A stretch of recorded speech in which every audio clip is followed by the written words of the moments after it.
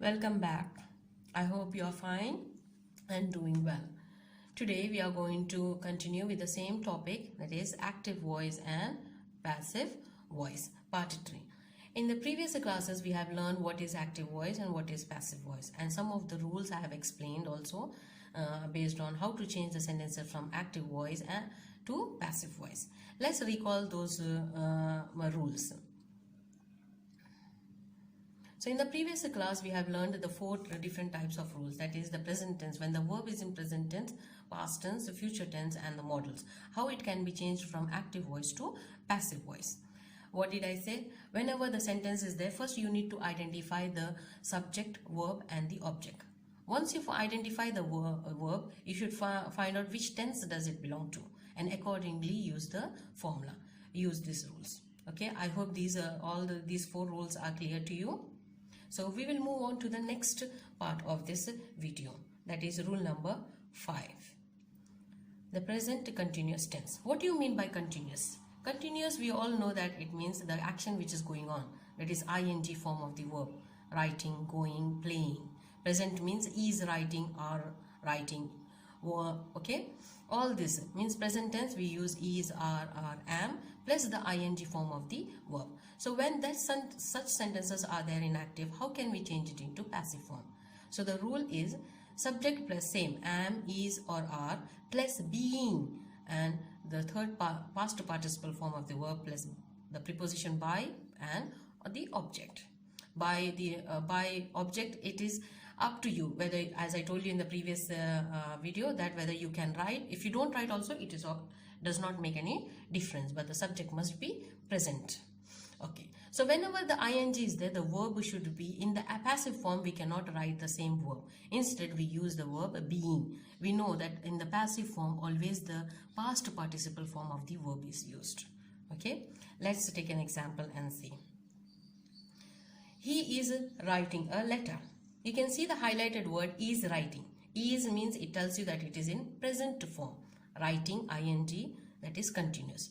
The action is going on now at present. So what is the object over here? A letter. So let's convert it. A letter, since it is singular, it will be is being written by him.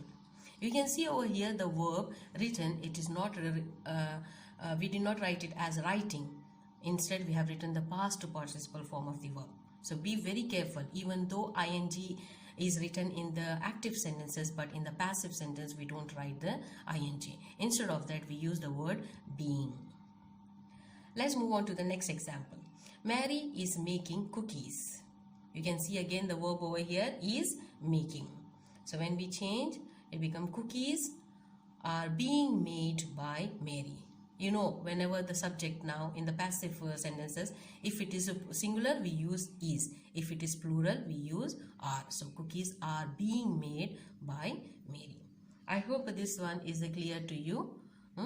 And then you can remember it. Whenever it is ing form, in the passive sentences, we do not use the same verb. Instead, we use the word being and then the past participle of the verb. Let's move on to the next rule. That is rule 6. So what is rule 6? It is past continuous tense. It is similar to the present continuous, but here past continuous means the action which was going on previously for a particular time period.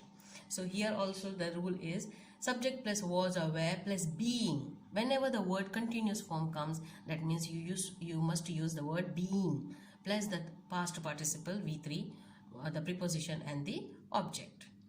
Let's see the example. He was writing a letter. You can see the word over here was. When we are talking about past continuous, we use the word always was or were. Was for singular and were for plural. So continuous form as it is, ing using.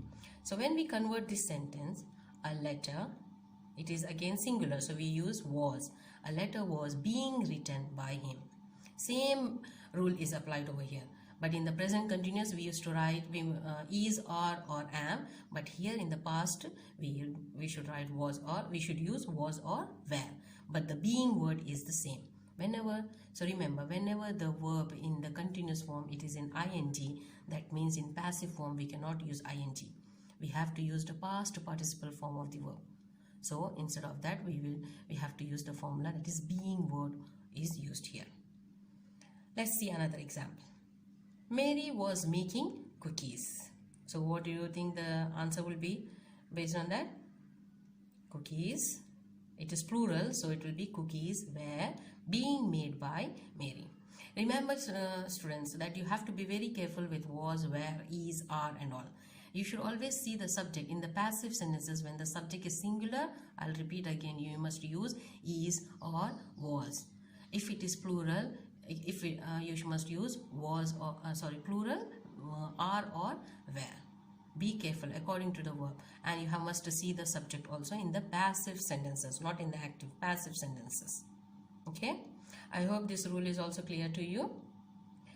So now we have finished with the simple present tense and past tense of the future tense and the modals, and we have finished with the present continuous tense and past continuous. Now we have is the perfect tense. Let's move on to rule number 7. The present perfect tense. Here also the rule is slightly different. Here subject plus has or have plus been plus past participle by preposition plus the object.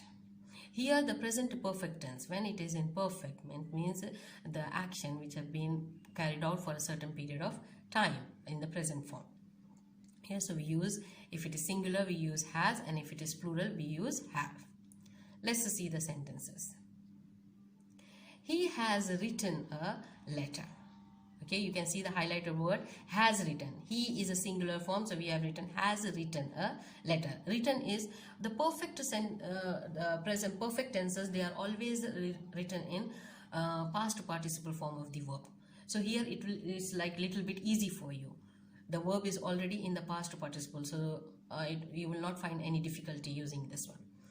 So how can we change this? So what is this object over here? A letter. So let's start with it. A letter has been written by him.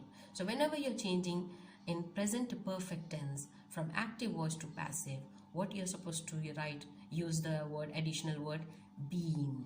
Okay, has been. Over there it is in active voice, has written, but in the passive voice we have written. See how did we write? Has been written. So in the perfect, present perfect, in the perfect tenses we must use the word been over there. Please don't get confused with the ing form and the continuous form and the perfect form. In the continuous form we use the word being, but in the perfect tenses we use being. Let's move on to the next one. Mary has made cookies. Can you try it? Yes, cookies. Since it is plural, cookies have been made by Mary. Okay. Once again, when it is singular we use has, and when it is plural we use have.